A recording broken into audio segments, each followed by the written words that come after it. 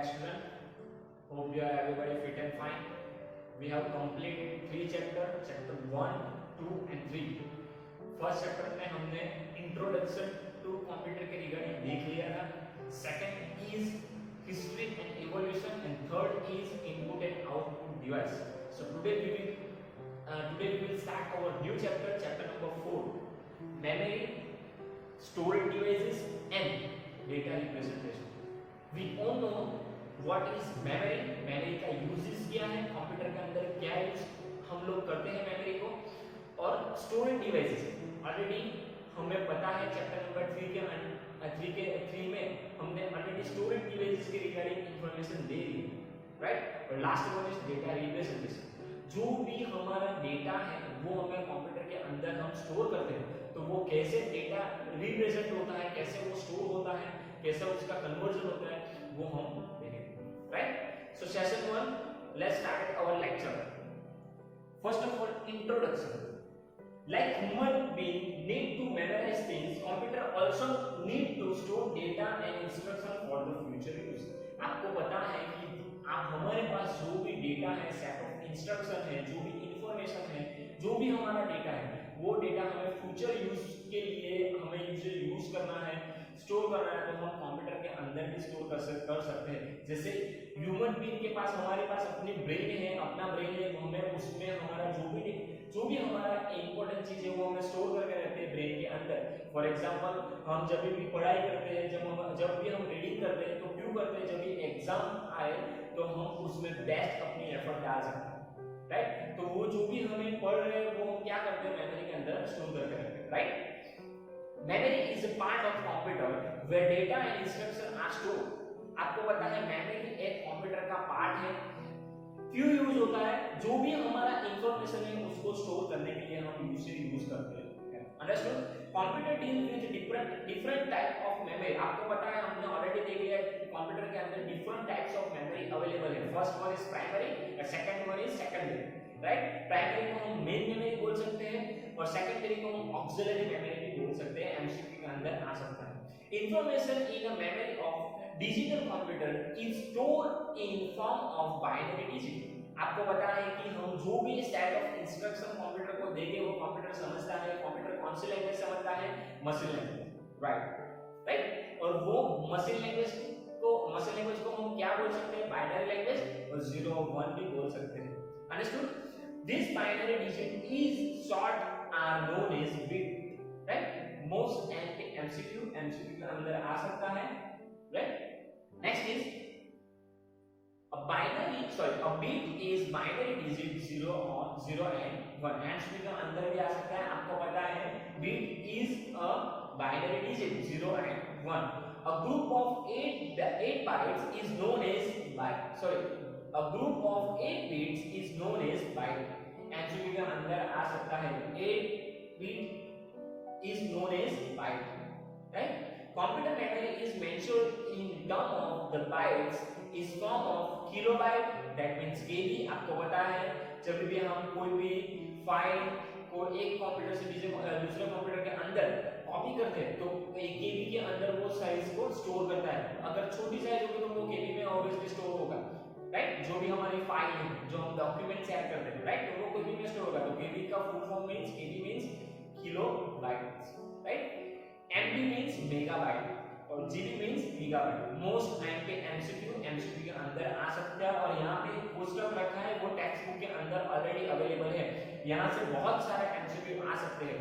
1 bit is equal to a single digit either 0 और 1. MCQ के अंदर वो लोग पूछ सकते हैं, right. 8 bit is equal to 1 byte, combination of 1 and 0, right. 2 raised to 10 byte is equal to 1024 bytes is equal to 1 kb. 1 kb that means kilobyte. Understood. 2 raised to 20 bytes is equal to 1024 kilobytes is equal to 1 MB. 1 MB that means megabyte. Understood. 2 raised to 20 bytes is equal to 104 megabytes is equal to 1 GB. Right? That means आपको MCQ अंदर आ सकता है 1 GB is equal to dash 1 GB is equal to dash, right. तो आपको पता होना चाहिए 1 GB is equal to 104 megabyte. Understood? MCQ के अंदर आता है और आप यूज करते हो तो आपको भी जनरल बेसिस पे याद होना चाहिए 1 GB is equal to dash byte, sorry dash MB megabyte, right. तो आपको पता होना चाहिए 1 GB is equal to 104 megabyte. Understood? और 2 raised to 14 byte is equal to 104 gigabyte, right. उसको 1 TB बोल सकते हैं और 1 TB means terabyte. Understood? MCQ के अंदर आ सकता है, ये फुल फॉर्म भी एमसीक्यू के अंदर आ सकते हैं, राइट। ये पोस्ट ऑफ नोट में राइट डाउन करना है और आपको लिखना है, राइट। जब भी नोट चेक करूंगा तो ये पोस्ट ऑफ होना चाहिए, नहीं होगा तो आपको फिर से लिखवाऊंगा, वो भी 5 टाइम्स लिखवाऊंगा। समझ में आ गया? तो नोट में होना चाहिए। Next is primary memory. First दो मेमोरी है, प्राइमरी और secondary. First one is primary memory. It is also known as main memory. आपको पता है कि हम उसे मेन मेमोरी भी बोल सकते हैं। Data is stored for a quickly accessed by the computer process. It is made of large number of cells. Each cell is identified by a number called as the address of the cell. जो भी आप data आपके computer के अंदर रखोगे, store करोगे long term के लिए, फ्यूचर यूज के लिए, तो वो भी क्या करेगा, जो भी डेटा है वो डेटा को एक स्पेसिफिक एड्रेस देगा, राइट। वो हमें नहीं पता है, आपको भी नहीं पता है, वो कंप्यूटर की मेमोरी के अंदर उसका एक स्पेसिफिक एड्रेस होगा, वहां पे वो स्टोर होगा। Understood? Each cell contain a piece of data. When there is requirement of the data, the cell addressing is used to retrieve the data.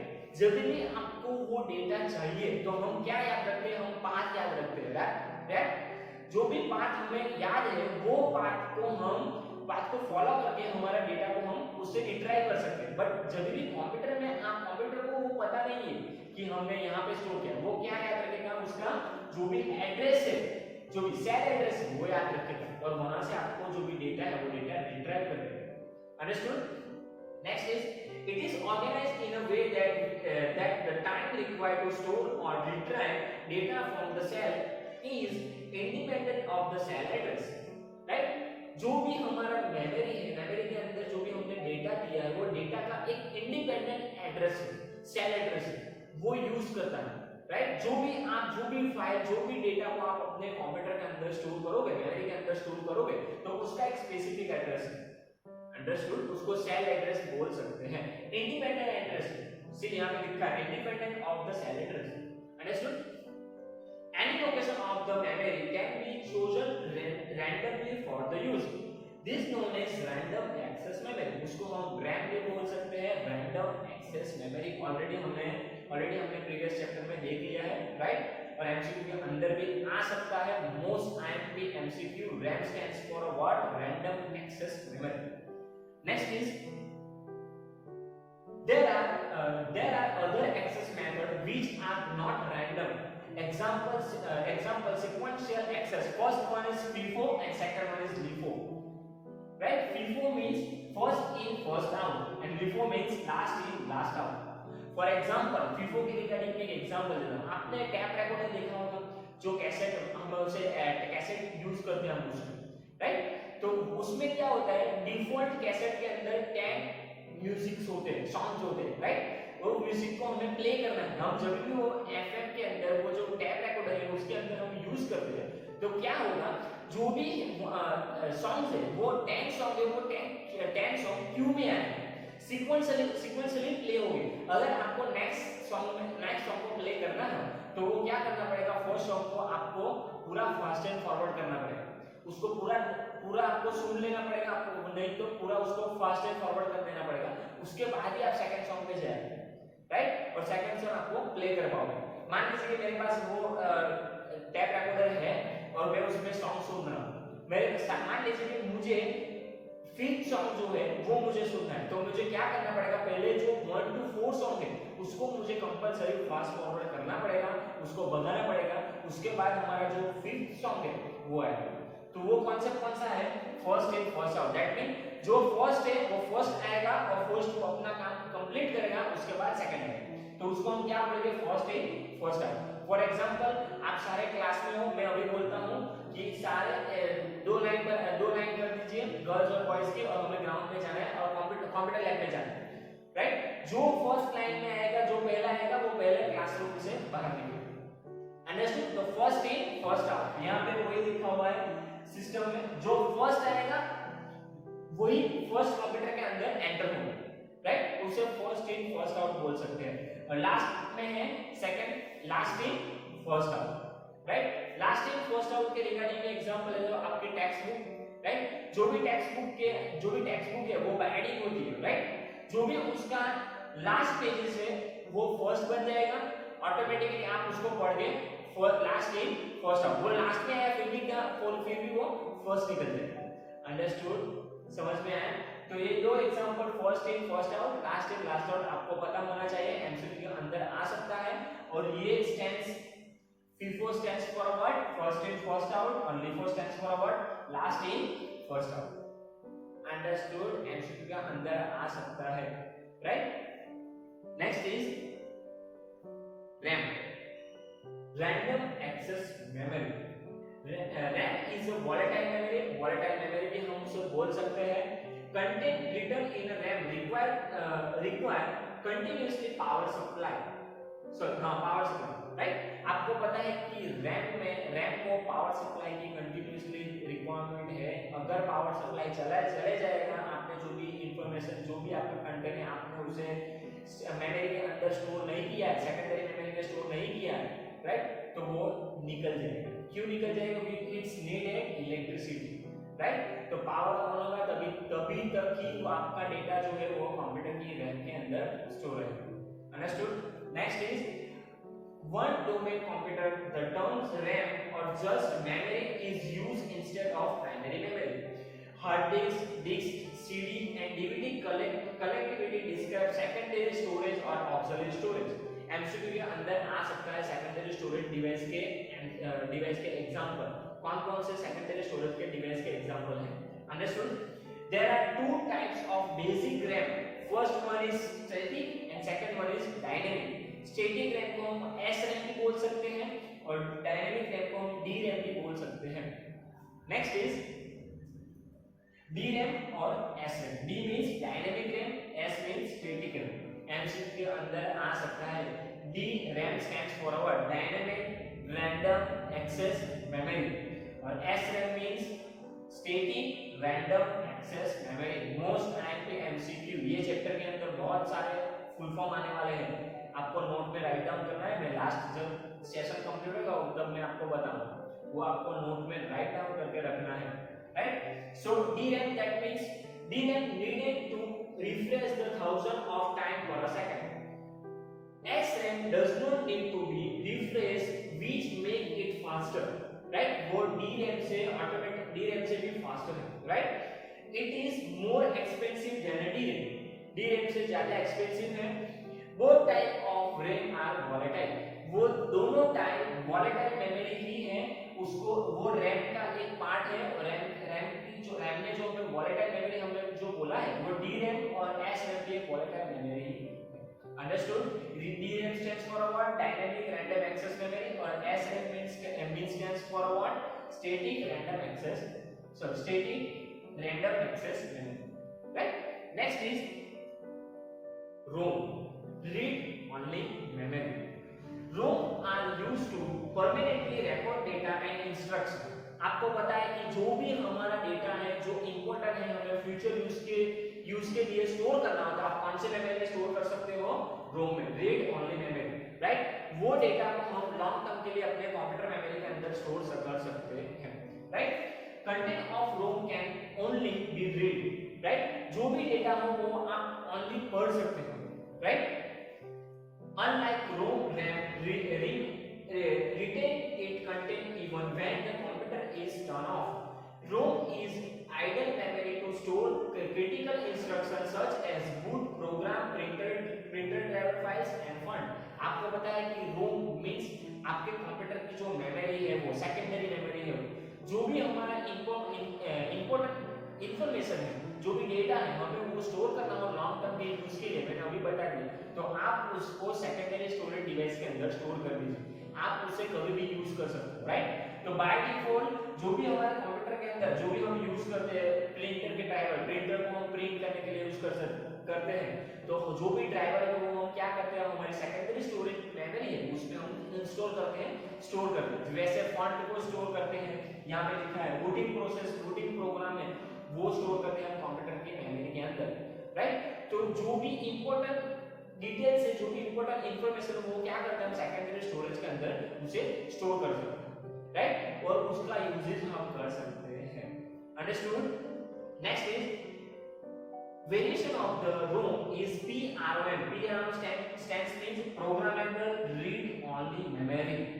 PROMs are manufactured as a blank chip on a which data program can be written with a special device called a PROM program. Right? PROM stands for what? Programmable read only memory. Right? There is a special type of PROM called EPROM. Electrical programmable read only memory, right. PROM को electrical programmable read only memory भी बोल सकते हैं, right. जो भी electronic device, electronic device का use करके हम अपने डेटा को ट्रांसफर कर सकते हैं, यूज कर सकते हैं, right. Next is EPROM and double EPROM. EPROM stands for what? Electrical programmable read only memory. Double EPROM means erasable electrical programmable read only memory. Understood? MCQ के अंदर आ सकता है, ये सेकेंडरी स्टोरेज डिवाइस के अंदर यूज होता है, right. And EPROM allows that content of PROM erase by exposing it to ultraviolet lights, right? For example, memory card और आपके पास जो भी पेन ड्राइव जो भी यूज करते हैं वो कौन सी टेक्नोलॉजी पे वर्क करता है, वो यहाँ पे लिखा है electronic signal erase by exposing into ultraviolet lights. आपको पता है कि हम उसे रीयूज कर सकते हैं, हमारे जो फोन की मेमोरी है, पेन ड्राइव है, उसमें हम डेटा रख सकते हैं, जब तक जरूरी है तब तक हम उसको रख सकते हैं, उसके बाद हम उसे इरेज कर सकते हैं और उसके बाद हमें न्यू डेटा भी उसमें स्टोर कर सकते हैं। अंडरस्टूड। तो EPROM और डबल EPROM वो रोम के दोनों पार्ट है, रोम के अंदर ही यूज होते हैं, right. Instead of ultraviolet lights, electrical signals are used to be erase content of PROM, right? Electronic signal से वो हमारा जो भी डेटा है वो अनयूज्ड है, हमें यूज नहीं करना है, अगर यूज कर लिया है और उसे हमें डिलीट करना है तो हम उसे डिलीट भी कर सकते हैं और नया डेटा भी स्टोर कर सकते हैं अपने कंप्यूटर मेमोरी के अंदर, right. Such memory is called electrically erasable programmable read only memory, जो मैंने आपको फुल फॉर्म बताया, double EPROM। Double EPROM stands for what? Electrical erasable programmable read only memory. Understood?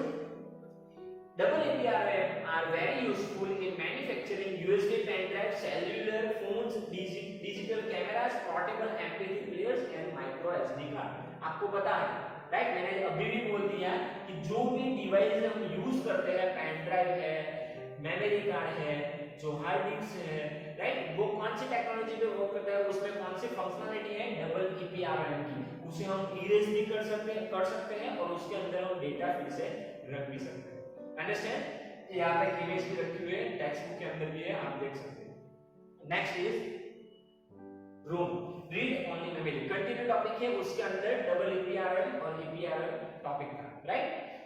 The concept of the read only memory ROM can be utilized to create a firmware hardware utility with the same software instruction in an integrated fashion, right।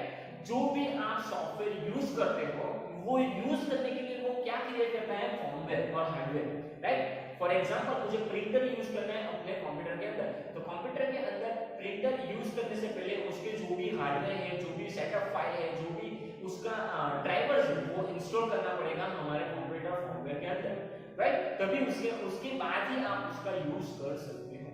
Understood. Next is firmware is to be stored on non-volatile memory device such as ROM, EPROM or flash memory. Many mobile phone use firmware over the air. firmware का full form है firmware over the air. Right, उसको हम फोटा भी बोल सकते हैं, FOTA, MCQ के अंदर आ सकता है। To operate the mobile firmware which make the activity independent of cable computer and third party software। आपको पता है कि हमारे फोन, जो भी हम फोन भी यूज करते हैं, उसमें भी फॉर्मवेयर का अपडेट आता है, मींस सॉफ्टवेयर अपडेट आता है। हम सॉफ्टवेयर अपडेट क्यों करते हैं? क्योंकि अगर न्यू फंक्शनलिटी आए हो, न्यू फीचर्स आए हो, वो हम उसे यूज कर सकते, राइट। तो जो फोटा है दैट मींस FOTO, उसको हम फॉर्मवेयर ओवर द एयर भी बोल सकते हैं। Understood student? Next is cache memory. There is a special high-speed storage mechanism called cache. Cache memory is a small and high-speed memory within the computer's central processing unit for the fraction access. Right? जो भी हमारा CPU है उसके अंदर memory है, उसको हम cache memory भी बोल सकते हैं, राइट। उसके अंदर हम डेटा भी स्टोर कर सकते हैं। The purpose of such memory is to be increase speed of computer process। आपकी कंप्यूटर की स्पीड को हमें बढ़ाना है तो हमें ये मेमोरी को स्टोर करना पड़ेगा हमारे कंप्यूटर मेमोरी के अंदर। When the processor need to be perform any read write operation, it first check the cache memory। अगर आपको आपकी जो भी इंस्ट्रक्शन है, जो भी डेटा है, आपको रीड राइट करवाना है तो फर्स्ट आपको कैश मेमोरी के अंदर उसको चेकआउट करवाना पड़ेगा। Understood what is cache memory, right. Next is okay, difference between RAM and ROM. Most IMP topic in our exam regarding topic है। आप एग्जाम के अंदर ये जो डिफरेंस है उसके अंदर से बहुत सारे एमसीक्यू निकलते हैं और आएंगे, राइट। फर्स्ट एमसीक्यू यहाँ पे है, RAM stands for what? Random access memory, और ROM means read only memory, right. RAM support reading and writing, right. ROM support only reading option, right. Operation need to be computer,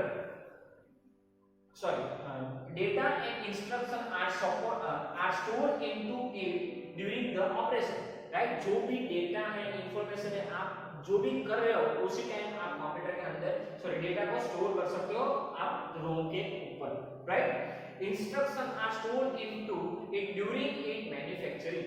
जो भी आपका data है वो store करना होता है, आप अपने मेन मेमोरी के अंदर उसको स्टोर कर सकते हो। आपकी जो मैन्युफैक्चर है, जो भी आपकी हार्ड डिस्क है, उसके ऊपर आप स्टोर कर सकते हो, right. It is volatile memory और it is non volatile memory. Understood student, right. So today we will discussing about, क्या देखा हमने चैप्टर नंबर 4 में स्टार्टिंग में जो भी इंट्रोडक्शन है वो उसके दो टाइप देख लिए मैंने, प्राइमरी मेमोरी और सेकेंडरी मेमोरी। प्राइमरी मेमोरी को मेन मेमोरी बोल सकते हैं और सेकेंडरी को ऑक्सिलरी मेमोरी बोल सकते हैं। और उसके बाद हमने EPROM, double EPROM, dynamic RAM, static RAM, उसके रिगार्डिंग हमने देखा, राइट। यहाँ पे मैंने फुल फॉर्म लिखे हुए हैं। RAM stands for what? Random access memory. ROM means read only memory. FIFO के कॉन्सेप्ट मैंने आपको समझाया, FIFO, LIFO, first in first out, last in last out. इसमें मैंने टैप रिकॉर्डर का एग्जांपल बताया और इसमें मैंने आपको टेक्स्ट बुक का एग्जांपल बताया, right. DRAM, SRAM, dynamic RAM, static RAM. उसके बाद PROM, programmable read only memory. EPROM means erasable programmable read only memory. Double EPROM means electrical erasable programmable read only memory. और last is फोटा means firmware over the air. ये सारे full form आपको note में लिखने हैं, right. इसके बाद भी बहुत सारे फुल फॉर्म आएंगे, वो मैं लिखा हूं, फिर से आपको सेकंड सेशन के अंदर में यहाँ पे लिखूंगा, वो भी आपको नोट के अंदर लिखने हैं, right student. So hope you are understood all the topics student. Please contact me if you any doubts regarding cover this topic. So see you in the next session student. Have a nice day.